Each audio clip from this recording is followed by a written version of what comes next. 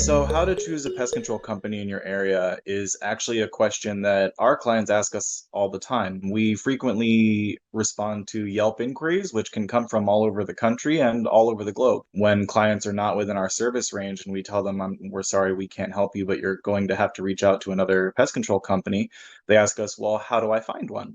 One of the easiest things to do is to the same way you would find our company is look on Yelp and look for a company that has a large amount of reviews and that has high ratings. And of course, look for also when they have low reviews if they've responded to the clients and how they've responded.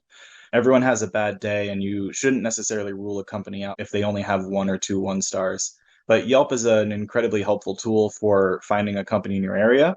It doesn't hurt as well to ask for licenses and certifications to make sure that they're a legitimate firm that's legally allowed to operate where you are located.